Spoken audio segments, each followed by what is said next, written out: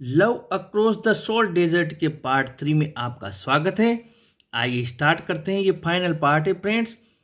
2 hours before dawn, Kalesha was woken up by the beat constable by saying that a smuggler had come across the run.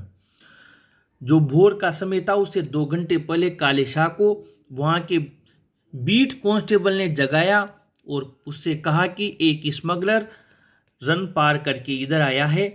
If Kalesha would know anything about him, क्या कालेशा इसके बारे में कुछ जानता था? When Fatima told Kalesha about Najab's coming, for a moment he was terrified. जब फातिमा ने कालेशा को नजब के आगमन के बारे में बताया, एक क्षण के लिए तो वह घबरा गया। A smuggler was in the house, the police was prowling all around and he did not even know about it.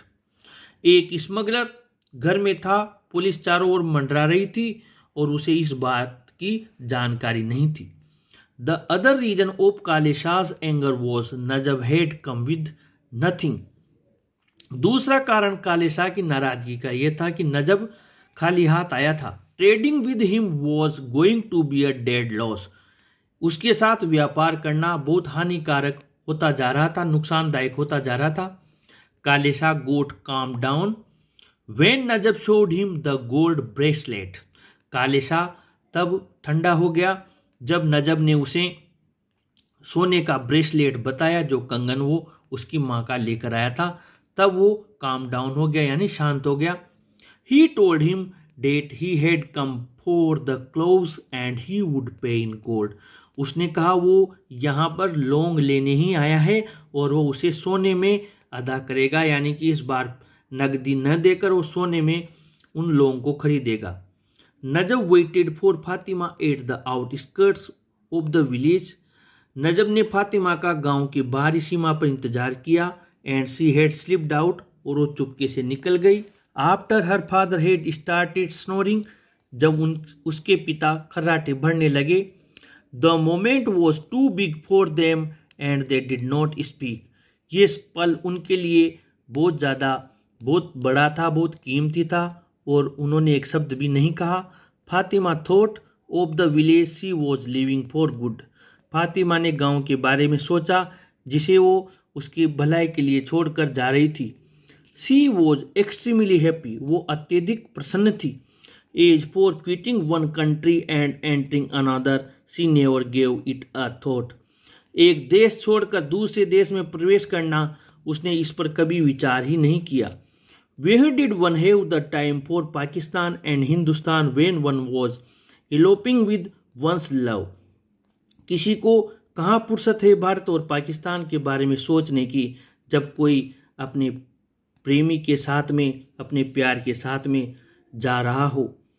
For her it meant just a shift in dialect. उसके लिए तो ये केवल मात्र एक बोली का परिवर्तन था, भाषा का परिवर्तन था। Aftab open the door 3 times during the night.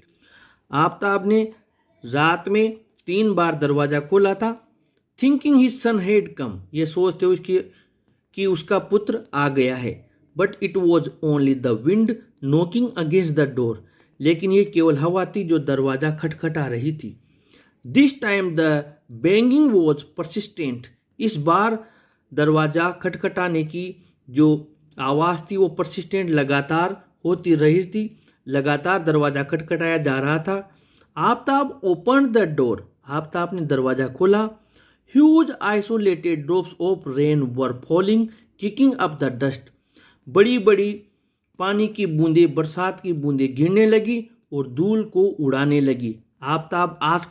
Aftab ने पूछा, Najab had he brought anything. Aftab ने नजब से पूछा क्या वो कुछ लाया था।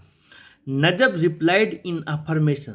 नजब ने हामी भरी, उसने स्वीकार किया। As he ushered Fatima in, और उसने फातिमा को आगे बढ़ा दिया। The rain storm down and swept away 3 years of drought. बरसात बहुत तेज हुई और उसने 3 सालों का अकाल धो दिया। क्वेश्चन नंबर 1 है, why did the constable come to Kalesha? Kalesha के पास कांस्टेबल क्यों आया था? इसका आंसर आपको यहाँ से लेकर यहाँ तक लिख देना है। Question number 2, why was Kalesha terrified, Kalesha क्यों भयभीत हो गया था? इसका आंसर आपको यहाँ से लेकर यहाँ तक लिख देना है। Question number 3, why did Kalesha get angry on Najab, Kalesha Najab पर क्यों नाराज हुआ था? When did he calm down, वो कब ठंडा हो गया, कब शांत हुआ? इसके आंसर के लिए आपको यहाँ से लिखना है आंसर थर्ड का, और ये आंसर आपको यहाँ तक लिख देना है। इसके बाद फोर्थ देख लेते हैं। Discuss the aptness of the title love across the salt desert, यानी कि love across the salt desert जो शीर्षक है इसकी उपयुक्तता के बारे में बताइए। 125 शब्दों का है, लॉन्ग आंसर टाइप है। इसका आंसर लिखते समय आपको ये लाइन लिखनी है, the title love across the salt desert is apt, जो शीर्षक है love across the salt desert ये पूरी तरह उपयुक्त है। उसके बाद में आपको इस चैप्टर के पार्ट 2 में जाना है और क्वेश्चन नंबर 3 और 4 इन दोनों का आंसर इसी कंटिन्यू लिखना है, आपको इसी सीक्वेंस में लिखना है, तीसरे का और चौथे का पार्ट 2 में जाकर। फिर आपको ये लाइन प्लस करनी है, Najab faced many difficulties while crossing the border. उसके बाद में फिर आपको पार्ट 2 का 10वां क्वेश्चन का आंसर लिखना है। फिर आपको इसी पार्ट का यानी ये जो थर्ड पार्ट है इसका क्वेश्चन नंबर 4 लिखना है और फिर क्वेश्चन नंबर 5 लिखना है। यानी क्वेश्चन नंबर 4 रहा अपने ये जो भी हम पढ़ रहे हैं यहाँ से लेकर आपको ऐड करना है और ये पूरा आपको यहाँ तक ये ऐड करना है, यहाँ तक ऐड करना है। फिर आपको क्वेश्चन नंबर 5 का आंसर ये जो भी हम पढ़ेंगे इसका आंसर इसमें ये वाला आंसर ऐड कर देना है। आइए देख लेते हैं question number 5, why was Fatima happy despite she was living her country as well as home, Fatima अपना घर और देश छोड़कर जा रही थी फिर भी वो खुश क्यों थी?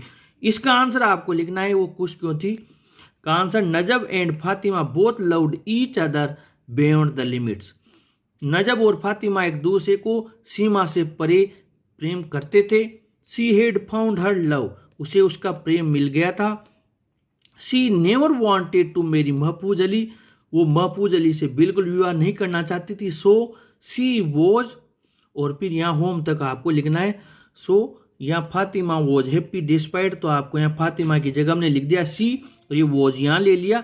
सी वॉज हैप्पी से लेकर होम तक ये पूरा आंसर इस क्वेश्चन में से हमने निकाल लिया। इस प्रकार ये क्वेश्चन नंबर 5 का आंसर हमारे कंप्लीट हुआ। क्वेश्चन नंबर 6 देख लेते हैं। Why did Aftab open the door 3 times during the night, रात में 3 बार आफ्ताब ने दरवाजा क्यों खोला था? Was anybody knocking the door, क्या कोई दरवाजा खटखटा रहा था?